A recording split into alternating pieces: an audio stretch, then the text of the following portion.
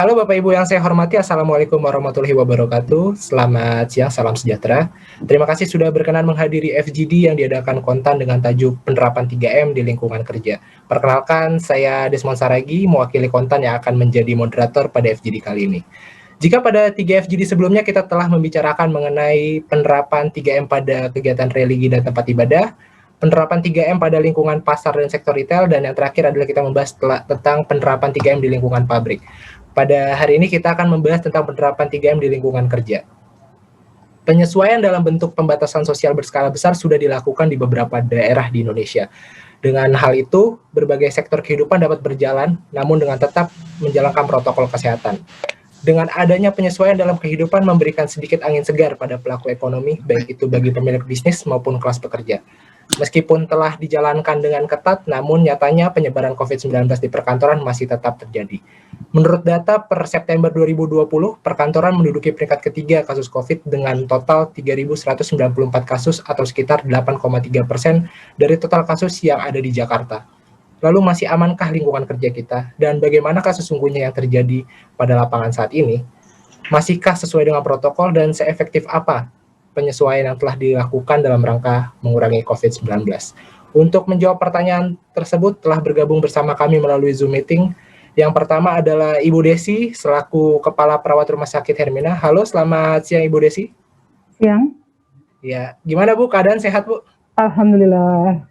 Oke, mungkin bisa cerita sedikit Bu dengan kesibukannya selama COVID, pasti sangat hektik sekali ya Bu ya?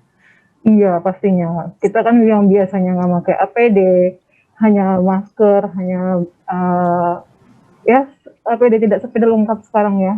Itu sangat banget persiapannya. Belum lagi kita untuk cegah untuk cek labnya, untuk PCR-nya itu harus dipastikan dia bebas, memang bebas COVID. Seperti itu.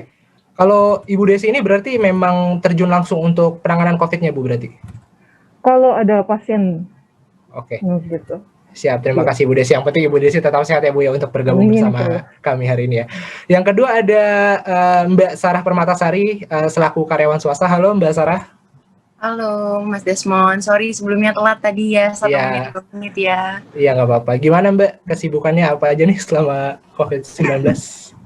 Alhamdulillah sih kantor masih jalan dan alhamdulillah tidak ada pengurangan pekerja ya di kantor saya pribadi gitu.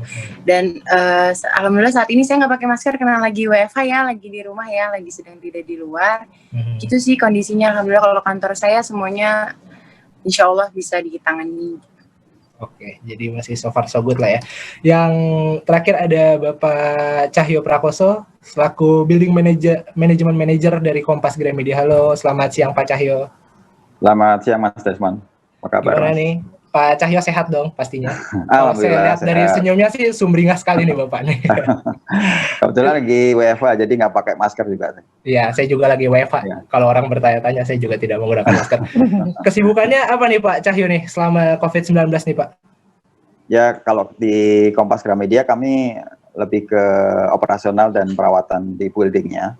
Lebih ke untuk ke tenan dan di holding company-nya. Oke, berarti nanti masalah protokol-protokol kesehatan di gedung juga Pak Cahyo berarti ya? Iya betul. Siap. Jadi dari peralatan maupun dari aparatnya ya. Oke, kita mulai saja FGD kita pada hari ini. Kita masuk bahwa COVID-19 ada di Indonesia ini sudah lebih dari 8 bulan lamanya. Dan banyak upaya yang sudah dilakukan oleh pemerintah dari mulai pencarian vaksin hingga kampanye penerapan protokol kesehatan. Atau yang lebih populer dengan disingkat dengan 3M. Selama kurang lebih 8 bulan ini, sesungguhnya saya ingin bertanya kepada narasumber kami hari ini, apakah kampanye yang sudah dilakukan oleh pemerintah, khususnya perihal tentang 3M ini sudah masuk ke lingkungan perkantoran atau sudah efektifkah kampanye yang dilakukan oleh pemerintah? Mungkin kita mulai dari Mbak Sarah dulu kali ya, gimana Mbak Sarah? Boleh izin ya Mas Desmond, Bu Desi, Pak Cahyo dan seluruh konten. Terima kasih sebelumnya sudah mau mengundang saya di FGD pada siang hari ini. Terkait pertanyaan Mas Desmond tadi, kalau ditanyakan dari kantor saya pribadi dan juga beberapa teman saya yang di kantor swasta maupun BUMN gitu ya, penerapan dan kampanye 3M ini sebenarnya sudah terjalan dengan baik.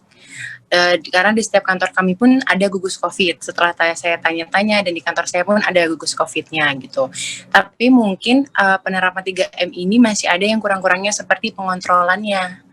Seperti itu. Kalau misalnya kampanyenya selalu tiap saat, tiap rapat, atau lagi lewat ada yang itu pakai masker, jangan lupa, ayo jaga jarak gitu. Tapi memang itu sih dari segi pengontrolannya kan gugus COVID tidak bekerja juga kan ya kalau di kantor WFO gitu. Jadi tidak selalu memantau gitu. Saya pun masih ada yang mungkin saya juga ikut andil, ikut bilang gitu, jangan deket-deket ya gitu, mau cuman ngasih barang, mau cuman ngasih apa, tapi harus jaga jarak. Itu sih kalau kampanyenya sudah oke, tapi pengontrolannya aja yang masih kurang kalau menurut saya.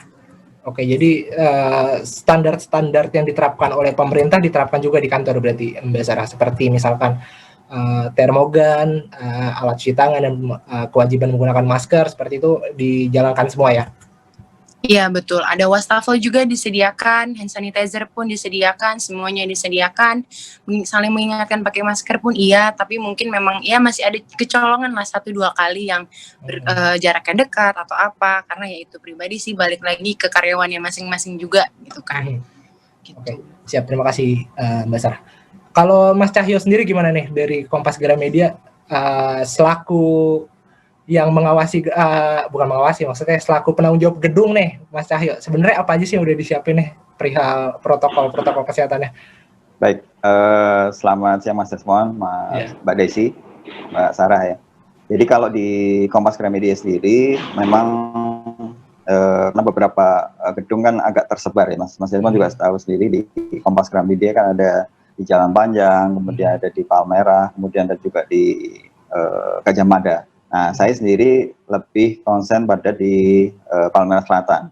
Kalau di Palmerah Selatan sendiri, selama ini sudah dilakukan sedemikian ketatnya untuk protokol kesehatan, baik untuk karyawan maupun untuk tamu. Kenapa saya sebut ada tamu juga? Karena terus terang kalau di Kompas Gramedia di Palmerah Selatan, kita kedatangan tamu itu disediakan tempat yang khusus, jadi tidak diperkenankan masuk ke dalam lingkungan Kompas Gramedia yang ada di Palmerah Selatan 228. Jadi adanya di Palmerah Selatan di 17 atau di Gedung Bentara Budaya. Kalau Mas Desmond lihat di Palmerah Selatan ada gedung yang unik ya, yang itu kami sediakan di sana sebagai antisipasi untuk kepentingan rapat ataupun ada pertemuan dengan tamu dari luar, sampai sedemikian ketatnya. Terus kemudian dari 3M itu dijalankan semua.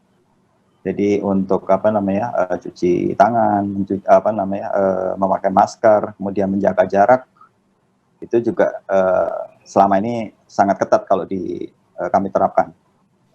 Dan alat-alatnya pun juga kita sediakan semua.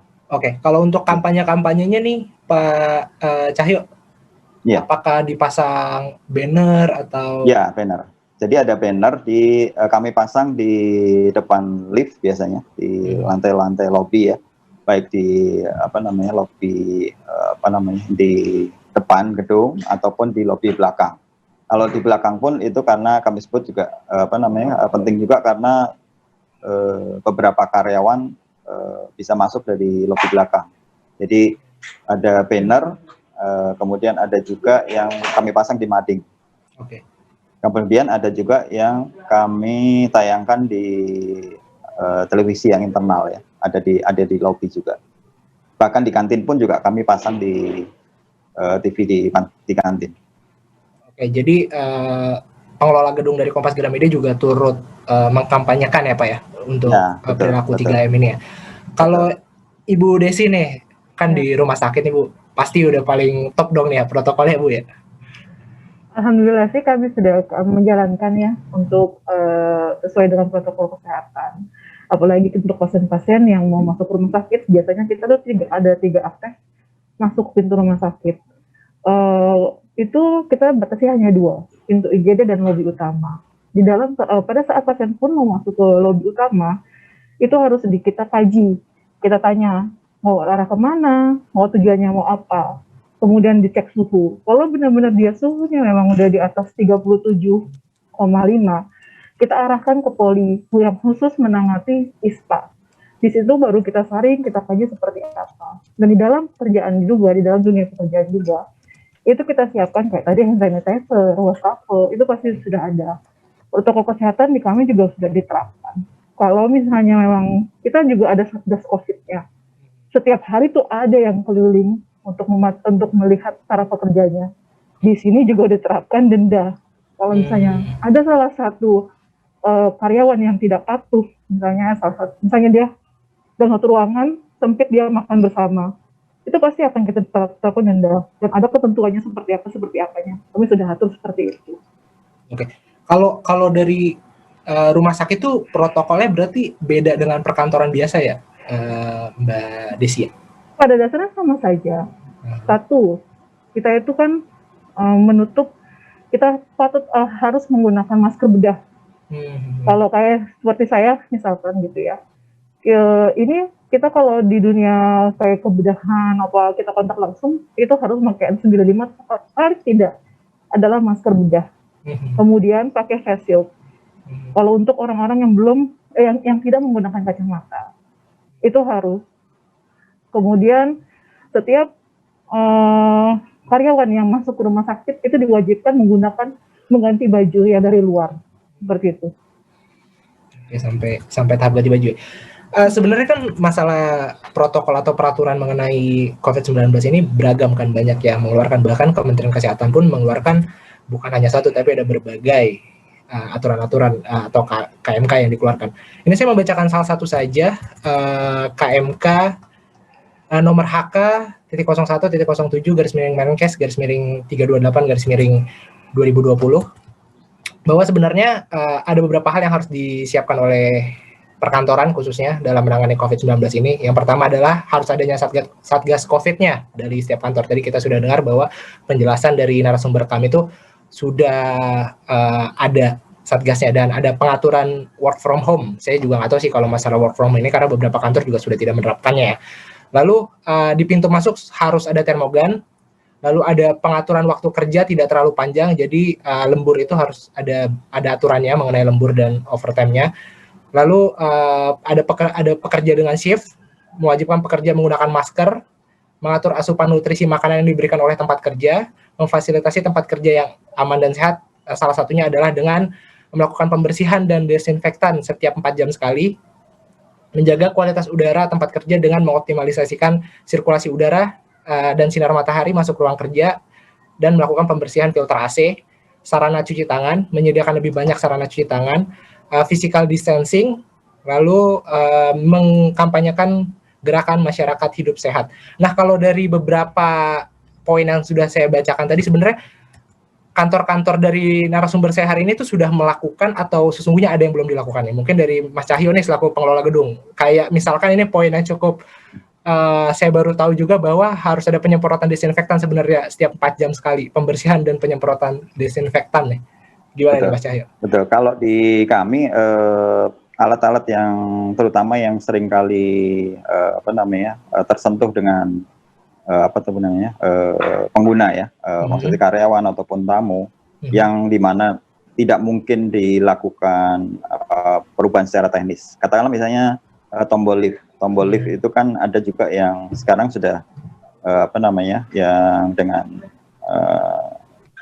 no touch gitu ya, jadi cuma dipakai ya, betul itu. Nah, tapi ada beberapa unit lift yang kalaupun bisa diganti biayanya sangat mahal. Nah, itu tetap dilakukan dengan pembersihan dengan desinfektan, dengan bahkan kurang dari 4 jam kalau di Palmerah Selatan yang kami lakukan di Kompas Gramedia. Itu di antara 30 sampai 1 jam kita sudah harus melakukan pembersihan lagi. Kemudian ada gagang pintu yang ada mungkin di di beberapa toilet, seperti toilet wanita nggak mungkin kan kita buka ya, harus tertutup. Kecuali kalau dengan tempat di lift di toiletnya itu bisa dikondisikan supaya pintunya bisa terbuka. Tapi kalau pintunya tetap harus tutup seperti toilet wanita yang ada di lobi, itu kita lakukan sama di antara 30 sampai 1 jam harus dilap dengan desinfektan di gagang-gagang pintunya gitu. Kemudian kalau untuk AC itu memang selalu kami lakukan di rutin untuk servis besar, maksudnya servis perkalanya ya, ada servis besar dan servis kecil. Nah ini dengan penyemprotan di area AHU kalau saya bilang ya, air handling unitnya kita semprot dengan desinfektan. Tentunya dengan seperti yang toilet yang di mana orang bergantian sangat mungkin membawa virus itu gitu ya. Itu tetap kita lakukan. Kalau untuk di ruangan common area ataupun area publik itu kita lakukan di 2 kali dalam 1 minggu. Oke, jadi kalau khusus di area publik ya. Oke, jadi sudah diterapkan ya. Kalau sudah. Mbak Sarah gimana nih?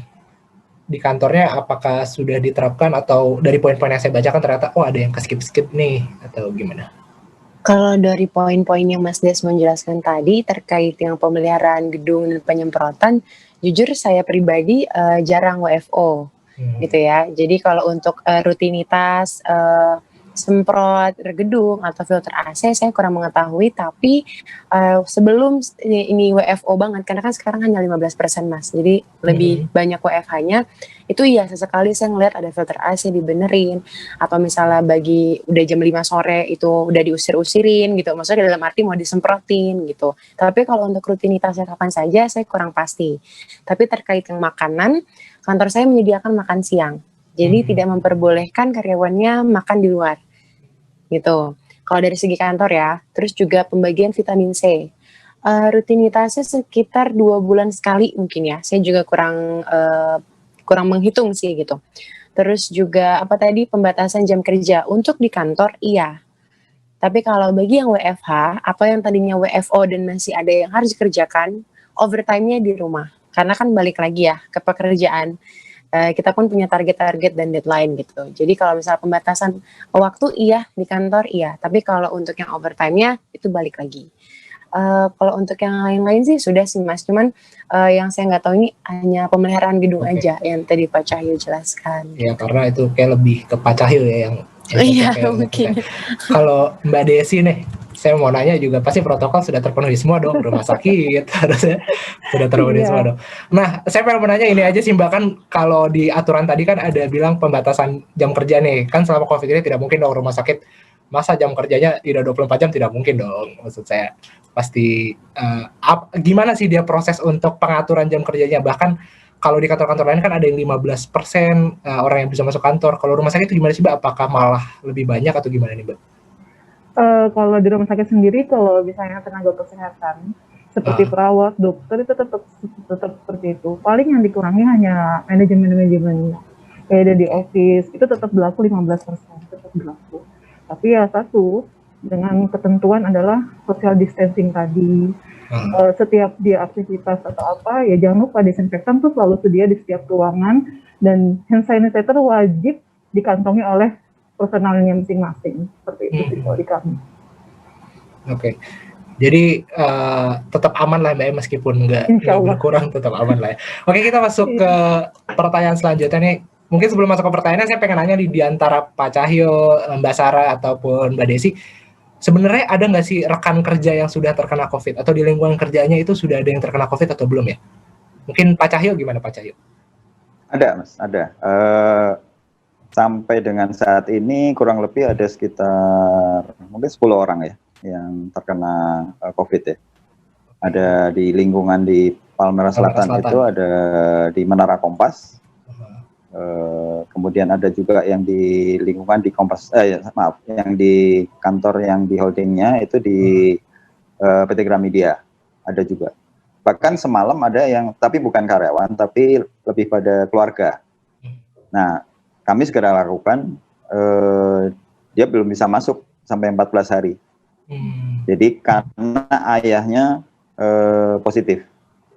Jadi karyawannya kemarin sempat masuk, lalu dia buat laporan ke pimpinan, ya akhirnya kita minta dia untuk segera isolasi dulu mandiri di rumah sampai 14 hari.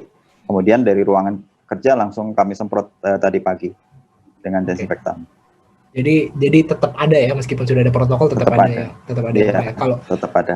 Kalau Mbak Sarah nih gimana nih di kantor ya? Kalau di kantor saya sendiri total sampai saat ini sudah ada 8 orang yang positif. Alhamdulillah 7 dari 8 itu sudah negatif. Dan dari 8 orang itu salah satunya adalah saya sendiri yang pernah positif. Yang kantor saya lakukan itu setelah, ini agak sedikit cerita ya Mas jadinya terkait berarti nanti kalau cerita nanti kita masuk ke pertanyaan. Ini baru intermezzo ini dulu. Intermezzo. Ya pokoknya intinya dari 8 orang salah satunya adalah saya gitu. Kalau Mbak Desi nih, rumah sakit kan paling rentan nih Mbak kena. Iya benar banget. Ada beberapa orang sudah rumah sakit, saya nggak bisa nyebutin jumlahnya. Tapi nggak banyak lah, masih bisa dihitung dengan jari. Itu dia terpapar juga bukan kebanyakan sih bukan dari rumah sakit. Karena memang karena dia pengguna kereta, pengguna angkutan umum lah ya. Ada beberapa dan alhamdulillah di antara kami pun yang sudah positif, yang sudah kena COVID, masih ada 2 orang yang masih dirawat dan itu nunggu hasil benar-benar hasil negatif. Jangan sampai dia memang udah masih positif di pekerja kelas itu tidak. Jadi benar-benar dan pada saat kita temukan memang di dalam satu ruangan saya, seperti saya di kamar bedah itu dia ada salah satu karyawan saya staff saya ada yang kena, kita lacak nih siapa yang habis kontak sama dia. Kalau bisa memang seharian itu ya semuanya kita lacak, kita cek swab, kita racing situ, kita PCR bagaimana hasilnya seperti itu. Itu tuh dalam kita nunggu hasilnya tuh kita sambil deg-deg bener-bener aduh kira-kira positif apa enggak gitu kan, namanya juga kan worry ya, takut kayak gitu tapi alhamdulillah di dalam, kalau di ruangan saya sendiri alhamdulillah sejauh ini 1 orang yang positif. Tapi kalau di ruangan lain ada beberapa orang. Itu berarti kalau gitu ngeceknya pasti di Hermina dong ya Mbak ya? Pastinya dong. Iya. Ini nggak ada sponsor loh padahal. Biar cair aja Mbak. Jadi satu hal yang sama pentingnya dengan 3M ini adalah 3T sebenarnya, testing, tracing, dan treatment. Dan kita dengar tadi bahwa narasumber-narasumber kita nih bahkan di lingkungan kerjanya pun tidak terhindar dari yang namanya COVID-19. Jadi saya tuh pengen tahu sebenarnya upaya apa aja sih sebenarnya, apakah kantor-kantor narasumber saya ini sudah menerapkan 3T dan sebenarnya prosedurnya seperti apa sih kalau di masing-masing kantor ya. Mungkin kita masuk ke Mbak Sarah dulu kali ya, selaku yang pernah kena COVID nih, gimana Mbak? Wah ini survivor ya Mas ya, diduluin ya. Survivor. Jadi gini, ini saya sedikit cerita aja terkaitan 3T. Awal mula saya kenapa disuruh rapid test ya pada saat itu karena salah satu rekan saya ada yang bergejala mendekati COVID dan satu lagi sudah di rapid dia reaktif ternyata. Ini di satu bagian, ini dua-duanya satu bagian dengan saya. Saya santai, saya sehat segala macam. Akhirnya 2 hari kemudian saya rapid, ternyata reaktif juga. Besoknya saya swab, ternyata saya juga positif gitu. Dari situ alhamdulillah saya masuk kategori OTG karena saya sempat dirawat di rumah sakit juga, di CT torak dan ambil darah pun alhamdulillah semua aman, semua bersih. Jadi saya kategori OTG pure gitu. Dan kalau dari tracing, saya pribadi dari gugus COVID di kantor saya pada saat saya terkena langsung diminta tolong, maksudnya ke pribadi saya sendiri. Akhirnya saya membuatkan grup. Ada gugus COVID, gugus Sarah Permatasari ada tuh waktu itu. Ada gugus sendiri. Kasus sendiri ya, dibikin per case gitu berarti per orang ya, Iya, kasus sendiri karena kasihan juga dari gugus COVID-nya. Karena itu berbarengan itu 4 orang sekaligus Mas, termasuk saya nih salah satunya. Ditambah lagi jeda 5 hari kemudian 1 orang lagi. Jadi 5 orang ini waktunya berdekatan, sangat berdekatan gitu. Jadi saya membantulah gugus COVID-nya juga. Saya buatkan grup sendiri di tracing, alhamdulillah. Karena kan ada yang boleh di rapid saja kalau nggak kontak erat, ada yang harus swab kalau yang kontak erat, dan alhamdulillahnya lagi yang kontak erat dengan saya bahkan makan bareng, buka masker, bahkan teman satu kosan saya yang satu kantor juga alhamdulillahnya negatif, rapidnya juga non reaktif gitu. Kalau dari treatmentnya Ya kantor saya sendiri memang tidak menanggung isolasi mandiri ya gitu. Cuman memang mengharuskan bagi yang kontak erat WFH dan juga gugus COVID-nya nanyain ke kita yang pasien apa gimana gitu. Terus juga ada juga mungkin yang dikirimkan makanan bagi yang isolasi di rumah gitu. Karena kan saya berkeputusan isolasinya di sebuah rumah sakit gitu. Jadi mungkin saya hanya dipantau via chat, via telepon gitu. Kalau dari 3T sendiri saya melihatnya untuk tracing dan treatment sudah dilakukan gitu, sesuai yang memang arahannya. Tapi untuk testing sendiri, terkadang itu saya juga sharing dengan teman-teman saya yang di kantor lain, kok kayak harus menunggu ada yang kena dulu gitu. Kalau saya nih berpendapatnya gitu, kok seperti harus ada yang kena dulu atau ibaratnya harus ada bomnya dulu baru lari gitu. Nggak dilancak dulu bomnya biar terhindar gitu sih Mas. Kalau dari penerapan 3T di kantor saya sendiri, apalagi saya juga pernah menjadi pasien COVID ya di kantor saya. Salah satu pasien COVID-nya gitu. Kalau dari penerapan 3T sendiri. Sebenarnya kalau masalah yang testing ini juga saya cari di KMK 328 juga nggak ada kewajiban untuk perusahaan melakukan tes rutin sih sebenarnya. Cuman saya nggak tahu apakah mungkin ada di peraturan lain, nanti mungkin bisa kita make sure. Kalau dari Mas Cahyo gimana nih? Kan ada 10 orang nih yang udah kena COVID nih. Ya kalau di saya ada itu Mas. Ada semacam keharusan atau kewajiban dari dari pimpinan. Terutama di kami ini ada, di Kompas Gram itu ada tim Pusdalsis namanya, Pusat Pengendalian Krisis. Jadi ada ketuanya yaitu Pak Seno yang memang orangnya memang concern sekali terhadap masalah-masalah yang krisis ya. Jadi kalaupun bukan dari keamanan ataupun kenyamanan dari karyawan ataupun perusahaan seperti corona ini, bahkan beliau juga membentuk satu tim gugus tugas yang khusus untuk di properti yang di building itu selalu update mengenai status-status yang terakhir gitu. Bahkan yang semalam juga yang kejadian di salah satu keluarga karyawan itu pun juga langsung diinfokan ke di tim melalui WA group gitu ya. Bahkan namanya juga serem Mas. Itu namanya darurat corona.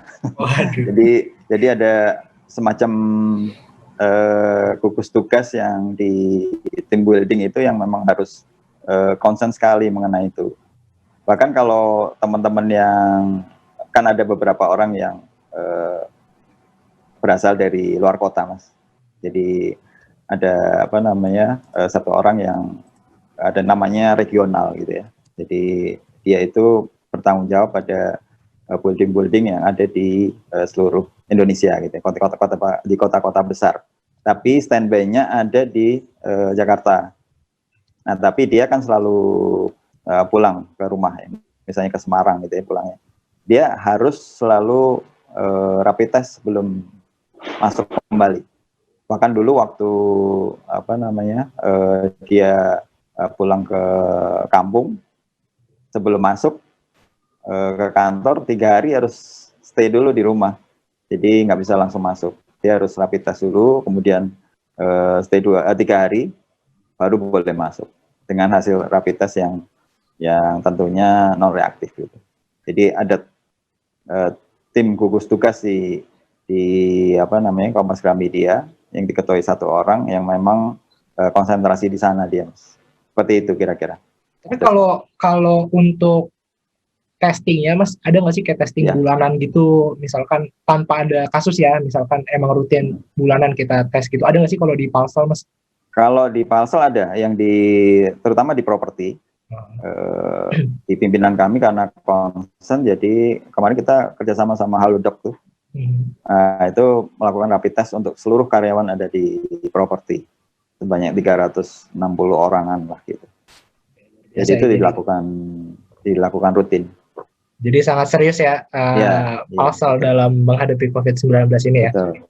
Kalau Mbak Desi nih, gimana nih Mbak? 3T di lingkungannya rumah sakit nih, gimana? kalau 3T di sini juga itu tetap sudah dijalankan.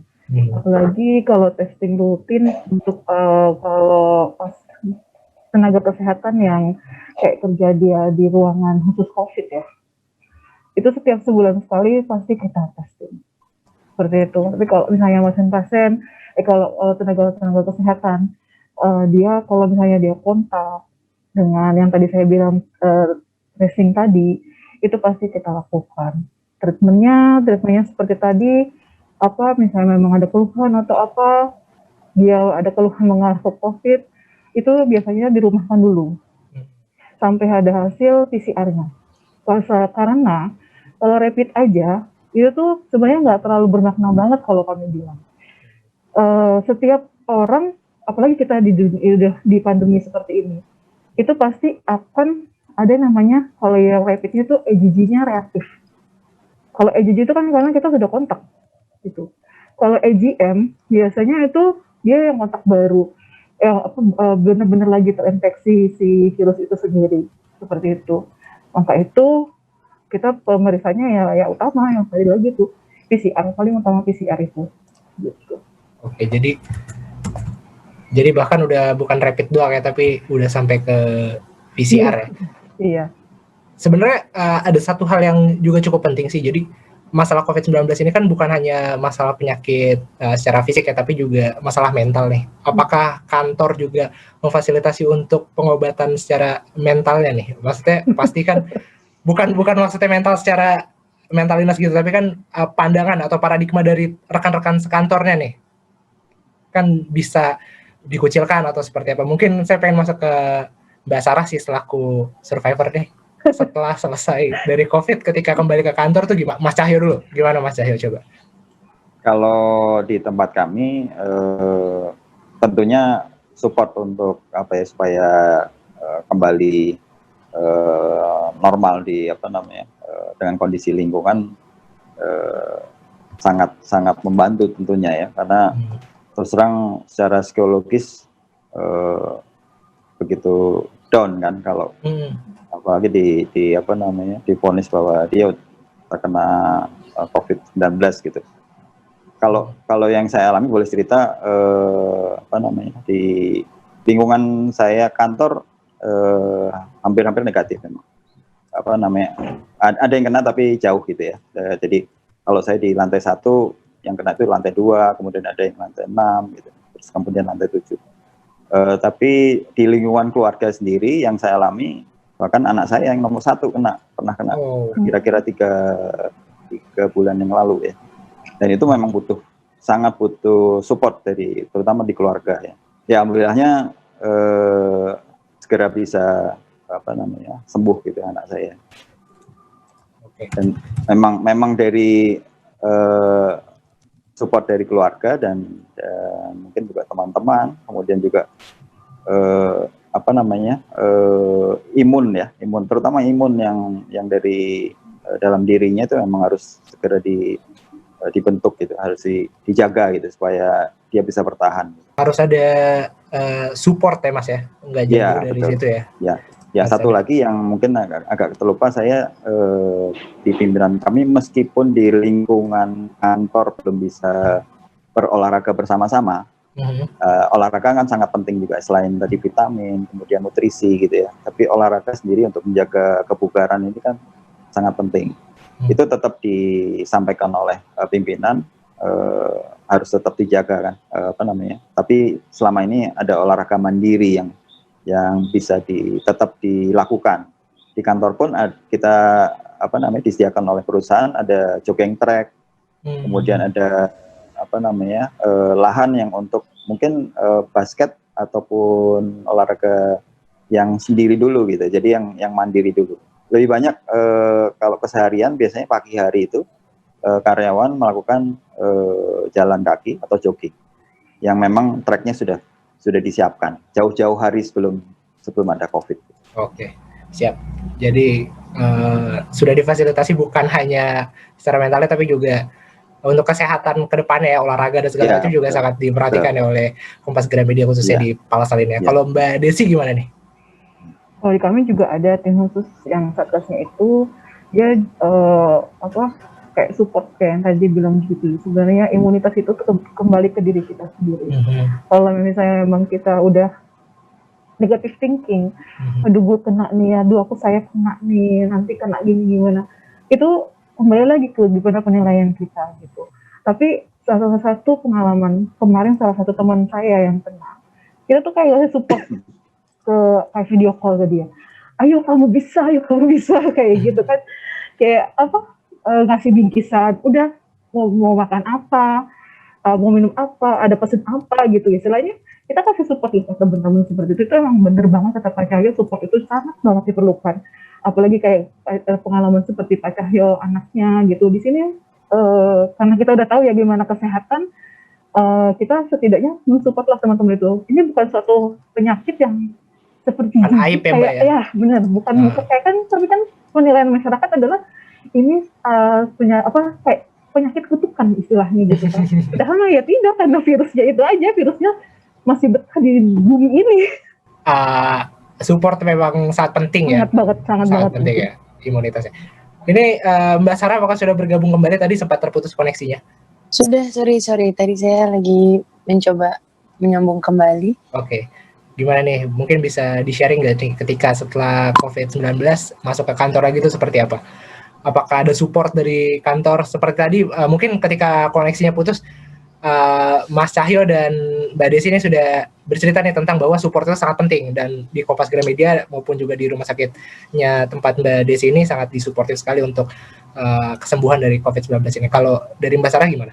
Kalau dari kantor saya pribadi memang menutup ya nama-nama.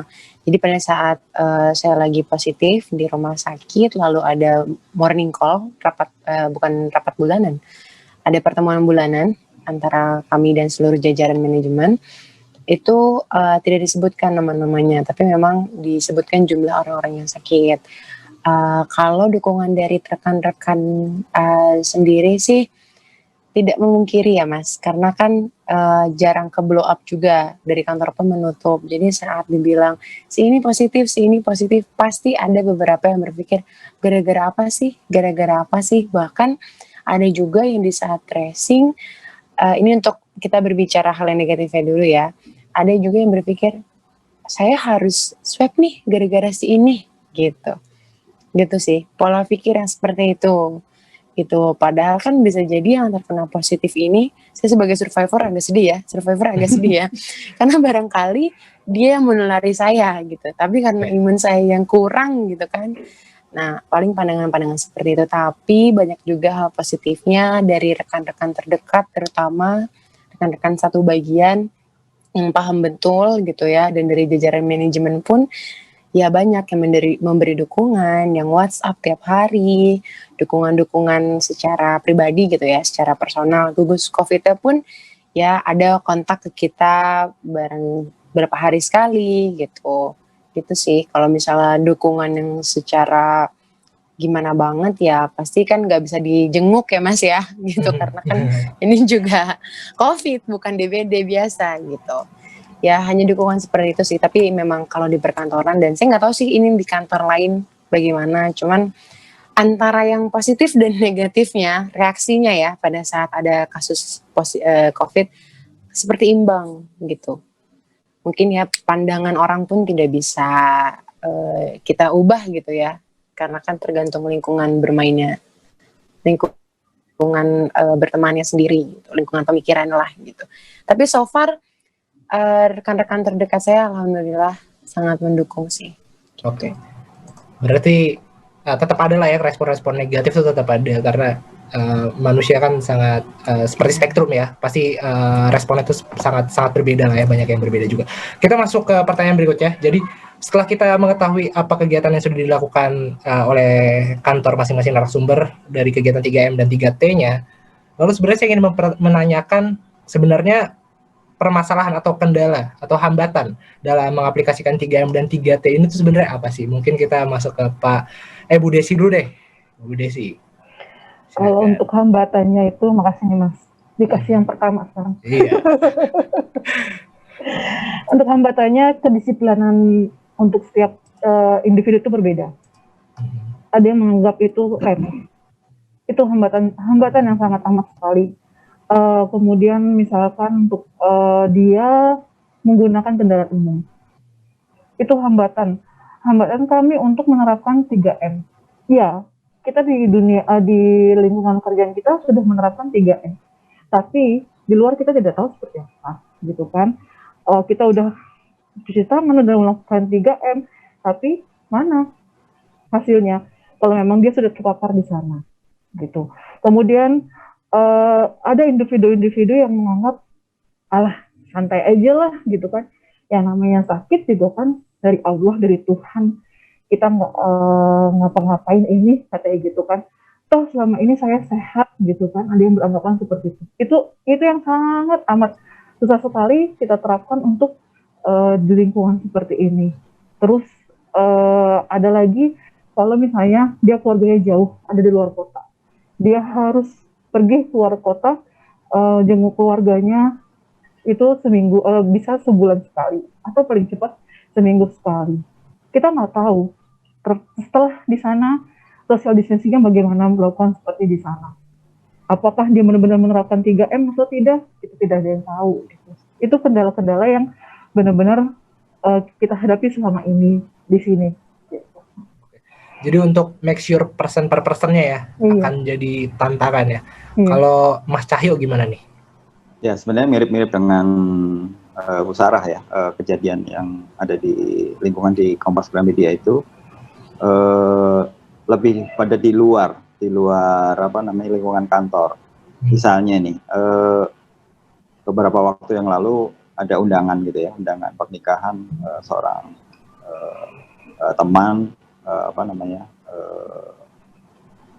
pernikahan ada di lingkungan yang saya pikir itu sudah sangat terbatas karena ada apa namanya kondisi yang seperti ini gitu. Tapi ternyata di katakanlah misalnya walaupun di balai warga yang hitungannya mungkin jumlahnya akan terbatas, tapi ternyata kondisinya sangat di luar dugaan. Jadi sudah pasti berhimpit-himpitan, berdekatan gitu ya. Dan itu terjadi gitu di lingkungan apa namanya, di lingkungan di area DKI dan seputar apa sekitarnya gitu ya. Bahkan di Tangsel ataupun di Bekasi, dan itu terjadi.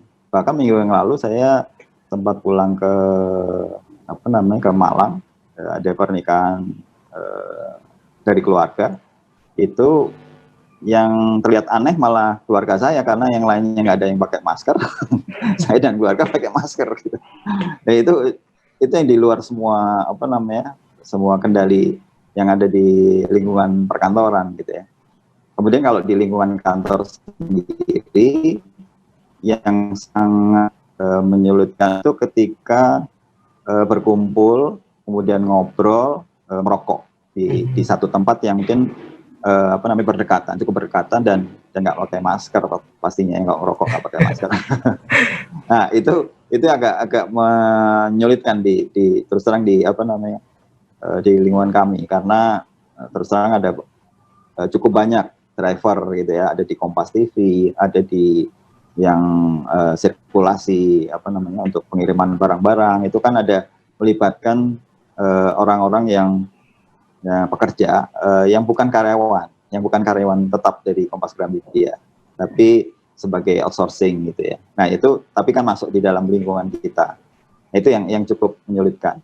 Dan tentunya pasti tetap akan kita tegur di apa namanya aparat security kita, tetap akan melakukan namanya ada assessment ya. Jadi kami selalu buatkan apa namanya laporan di pihak pergu dari security yang mengetahui kalau misalnya pas mereka keliling kemudian ada orang yang berkerumun nggak pakai masker, ya kita tentunya tegur ke unitnya gitu, pimpinan unitnya supaya lebih dapat teguran gitu ke karyawan-karyawan yang outsourcing ini.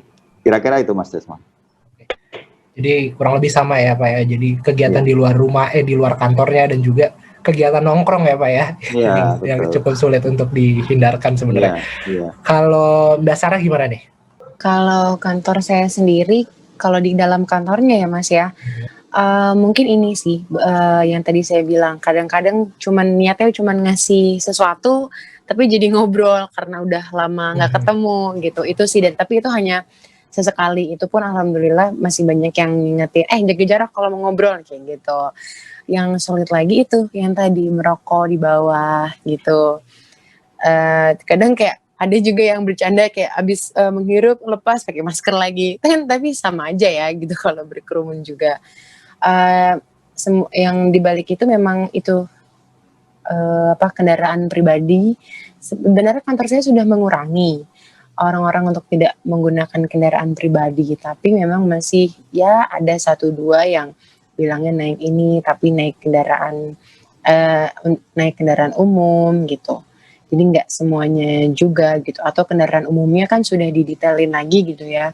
Paling tidak yang tidak langsung kontak fisik kayak GrabCar atau GoCar, cuman memang atau kalau mau naik Gojek gitu jaraknya jangan jauh-jauh lah gitu kan, dan bawa helm sendiri. Kadang ada yang masih 1-2 yang masih seperti itu gitu.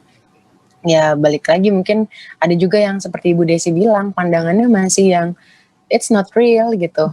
Ini hanya penyakit bawaan luar negeri atau apa, atau yang memang sorry to say yang Islamnya sangat kuat sekali gitu ya. Jadi tidak yang keagamaannya gitu, yang keagamaannya mau agama apapun ya udah itu penyakit Tuhan, ini nanti juga kalau gue mati mati gitu. Itu sih paling yang agak sulit, karena ada juga yang kalau diingetin atau apa tapi sekalinya kena yang positif bilangnya gara-gara dia gitu.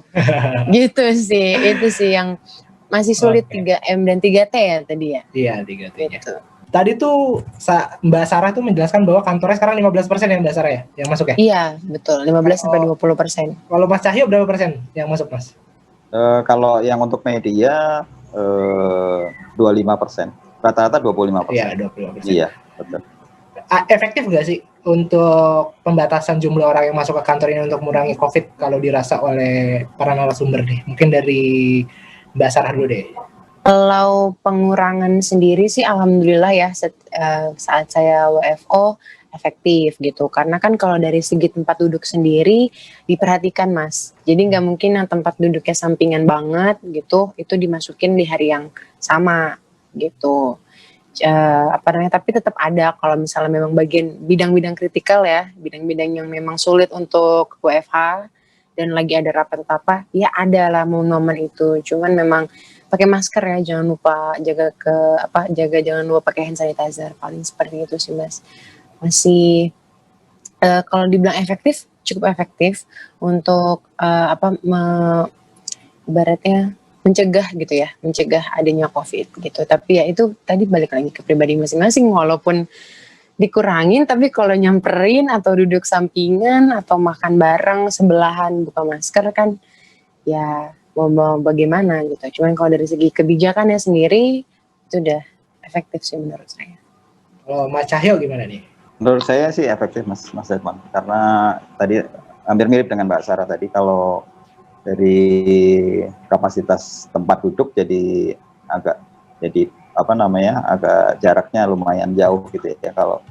Kalau di tempat kami kan kalau normal kan satu orang itu 6 meter desainnya ya. Kalau sekarang ya sudah jauh banget gitu. Jadi mungkin satu orang bisa 12 meteran gitu. Kalau di awal di normal kan 1:6. Satu orang itu 6 meter gitu. Kalau sekarang ya bisa 12 atau 15 gitu. Jadi sangat efektif kalau menurut saya dengan pembatasan itu ya. Ya, terima kasih. Kalau Mbak Desi gimana nih Mbak Desi? Kalau kami di nakes sih, kebetulan kan seperti awal saya bilang, udah ada beberapa jam ya. Paling kalau ngelihat dari office-nya, dari manajemen, itu sih saya bilang cukup efektif. Ketimbang dia harus katakanlah seruangan luasnya yang harusnya isinya 6 orang, itu dikurangi 3 orang. Itu cukup efektif sekali kalau saya bilang. Jadi semua narasumber setuju ya untuk pengurangan jumlah karyawan ini salah satu cara yang cukup efektif untuk mengurangi COVID-19. Namun kembali lagi kasus COVID ini tetap ada dan ternyata sumbernya bukan permasalahan dari protokol kantornya tapi gaya hidupnya ya yang sebenarnya harus dirubah ya. Saya ingin membacakan sedikit, ini ada peraturan dari Kementerian Kesehatan lagi, KMK nomor HK 01.07/382 bahwa sebenarnya telah diatur bagaimana sih harusnya pekerja melakukan kegiatan pekerjaannya. Yang pertama adalah memastikan diri dalam kondisi sehat sebelum berangkat bekerja. Jika ada memiliki gejala seperti demam, batuk, pilek, nyeri tenggorokan, dan sebagainya, disarankan untuk melakukan pengecekan di fasilitas atau pelayanan kesehatan. Yang kedua adalah selama bekerja selalu menggunakan masker dan jarak minimal adalah 1 meter. Yang ketiga, melakukan pembersihan dan desinfektan area kerja yang digunakan di stasiun, terminal, pelabuhan, bandara, udara sebelum dan sesudah bekerja. Yang keempat, berpartisipasi aktif saling mengingatkan untuk melakukan pencegahan penularan COVID-19 seperti menggunakan masker dan menjaga jarak. Yang kelima adalah saat tiba di rumah, segera mandi dan berganti pakaian sebelum kontak dengan anggota keluarga.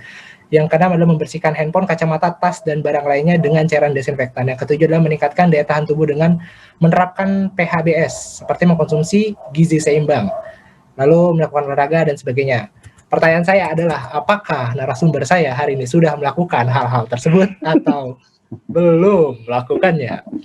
Mungkin kita mulai dari Ibu Desi, selaku bagian dari orang yang mengerti kesehatan. Ibu Desi, gimana Ibu Desi? Alhamdulillah, untuk itu udah dilakukan semua. Adalah hal yang paling males, itu adalah mandi. Oke. Tapi udah tetap pulang malam ya. Kalau pulang malam udah sampai rumah, udah capek, kerjaannya banyak, pasiennya banyak, itu udah males banget nyentuh air. Makanya mensiasatinya sebelum pulang, itu kita mandi di rumah sakit. Oke. Karena rumah sakit sendiri menyediakan gitu loh. Kalau misalnya pasien ini mandi nih, ada rumah ada baju gantinya, disediakan handuknya segala macam, alat mandi sudah siap, udah tinggal mandi aja katanya gitu kan. Mau apa kayak gitu susah lagi, kebangetan banget katanya gitu kan. Coba kalau lagi capek tuh udah maunya buru-buru, udah mau ke tempat tidur, itu banget.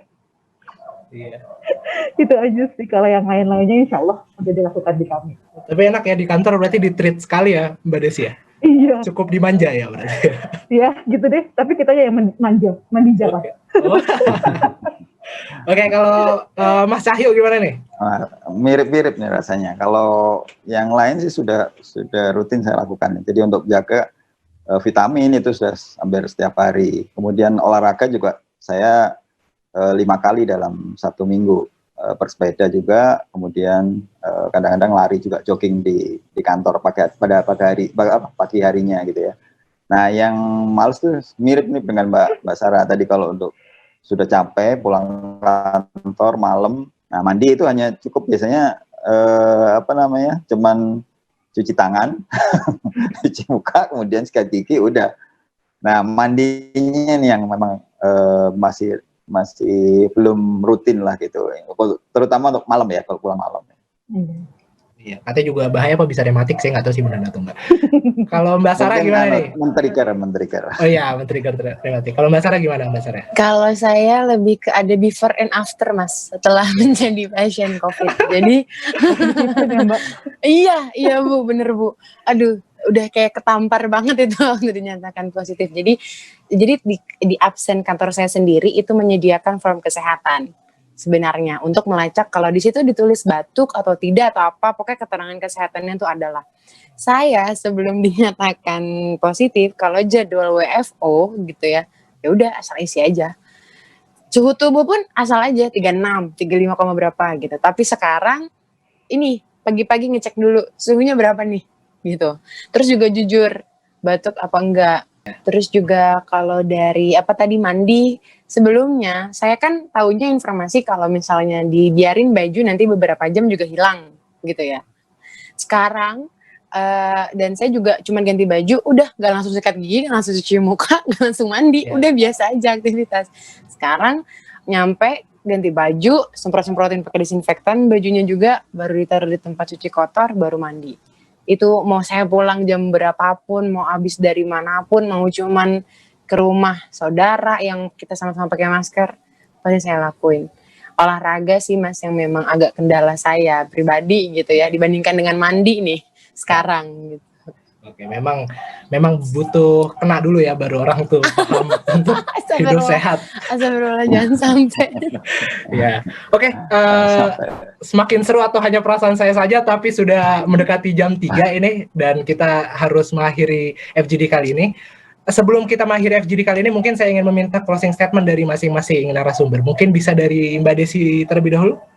Seperti itu saya bilang, COVID bukannya penyakit menular, bukan penyakit kutukan. Kita dapat hindari dengan 3M dan 3T. Tetap semangat, mari kita berjuang lawan COVID. Oke, siap. Terima kasih Mbak Desi. Kalau Mas Cahyo gimana Mas Cahyo? Nah, kalau dari saya, jaga imun dengan rajin olahraga, jaga nutrisi, tetap melakukan 3T dan 3M, supaya kita tetap sehat. Oke, kalau Mbak Sarah terakhir? Jauhi COVID-nya, bukan tali persaudaraannya.